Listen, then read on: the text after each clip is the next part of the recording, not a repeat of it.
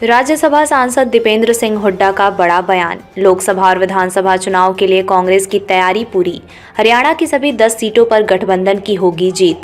रोहतक की सीट को बताया देश और प्रदेश की सबसे बड़ी हॉट सीट। भाजपा डर के चलते कांग्रेस कार्यालय में परियोजनाओं को दे रही है अपना नाम। कानून व्यवस्था में हरियाणा देश भर में दूसरे स्थान पर पहुंचा।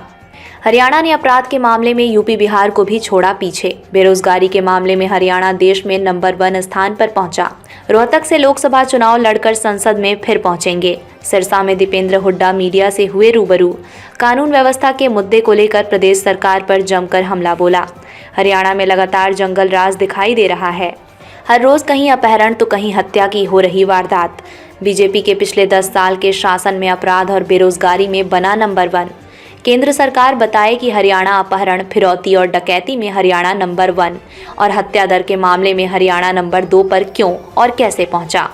हरियाणा में देश में बेरोजगारी दर सबसे अधिक। हरियाणा में नौकरियों में हरियाणा से ज्यादा बाहर के युवा हो रहे सेलेक्ट। चुनावी साल में ग्रुप डी निकालकर प्रदेश के युवाओं को चुनावी झुंझुना देकर उलझाने का काम करते हैं। हरियाणा में परिवर्तन तय। लोकसभा चुनाव में कांग्रेस का हरियाणा में बेहतरीन प्रदर्शन रहेगा। रोहतक लोकसभा सीट सबसे हॉट सीट और खुद मैं बीजेपी के निशाने पर हूं, और वो इसलिए क्योंकि इस सीट का नतीजा प्रदेश की राजनीति को दिशा देने का काम करेगा। दीपेंद्र हुड्डा ने सरकार पर लगाए आरोप। धारा 144 के नाम पर कांग्रेस की रैलियों को रद्द करवा रही सरकार। हिमाचल प्रदेश में हुए राजनीतिक घटनाक्रम पर बोले दीपेंद्र, सबसे बैठकर बात हो चुकी है। कांग्रेस पार्टी की सरकार मिलजुल कर स्थायित्व से आगे बढ़ेगी।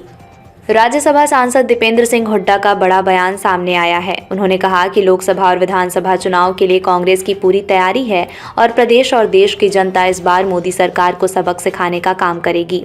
उनका कि हरियाणा की सभी 10 सीटों पर गठबंधन की जीत होगी और बीजेपी को धाराशाही कर संसद में उनके गठबंधन के नेता पहुंचेंगे। दीपेंद्र हुड्डा ने रोहतक की सीट को देश और प्रदेश की सबसे बड़ी हॉट सीट बताया है।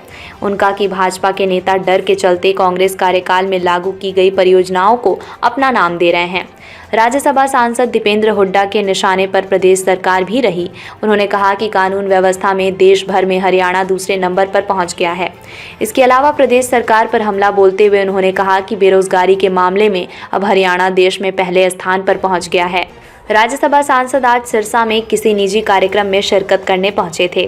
सिरसा के एयरफोर्स स्टेशन पर मीडिया से बातचीत करते हुए राज्यसभा सांसद दीपेंद्र हुड्डा ने केंद्र और प्रदेश सरकार पर जमकर हमला बोला है। आप लोकसभा के बिल्कुल सिर पर हैं, क्या कुछ कांग्रेस की तैयारियां चल रही हैं? देखिए, कांग्रेस पार्टी हरियाणा के अंदर पूर्णतः तैयार है और हरियाणा के लोग भी तैयार हैं। 10 साल की जो भाजपा की प्रदेश सरकार है, उस प्रदेश सरकार के कार्यकाल में और केंद्र में भाजपा के कार्यकाल में हरियाणा जो देश में विकास में सबसे आगे था, आज वो हरियाणा बेरोजगारी में, अपराध में, नशे में, किसान मजदूर पे अत्याचार में देश में नंबर 1 पे पहुंच गया है।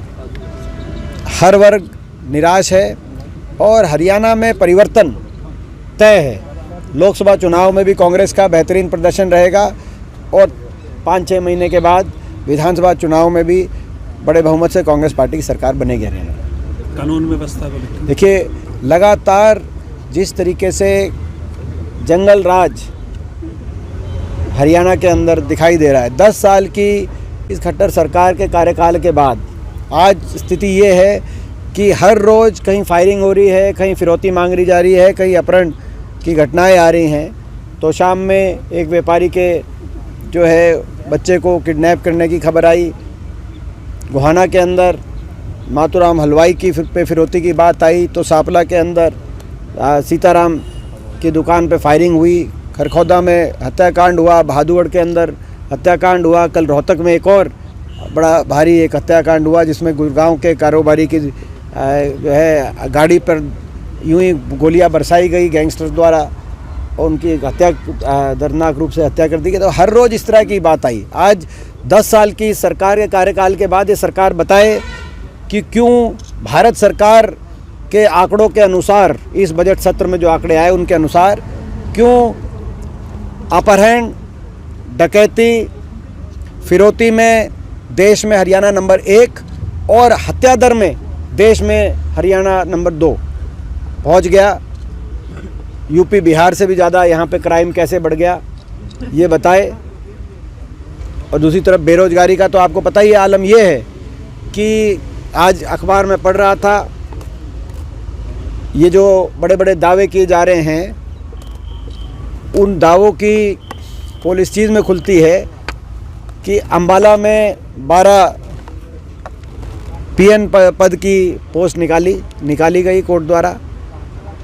उन 12 के लिए 9000 बच्चों ने आवेदन किया, जिसमें बीटेक, एमएससी जो है, एमटेक, पीएचडी, हर क्वालिफ़िकेशन के बच्चे। मतलब ये जो है, जिस तरीके से देश में सबसे ज़्यादा हरियाणा में बढ़ रहा है बेरोज़गारी दर, हरियाणा में पहुंच गया बेरोज़गारी दर, वो आपके सामने है। जो हम कह रहे थे, भारत सरकार ने भी संसद में भी जवाब देके कहा था, मोदी सरकार ने, कि खट्टर सरकार में सबसे ज़्यादा बेरोज़गारी होगी हरियाणा। लेकिन ये बड़े बड़े ये जो है विधानसभा में खड़े होकर बड़ी बड़ी बात कहते हैं।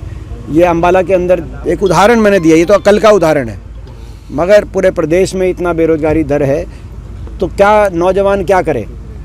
5 साल तक जितनी भी बड़ी पोस्ट निकली, वैसे तो सरकारी पोस्ट जो निकली ज़्यादातर भर्ती घोटालों की या पेपर लीक, एक के बाद एक पेपर लीक के घोटालों की भेंट चढ़ गई।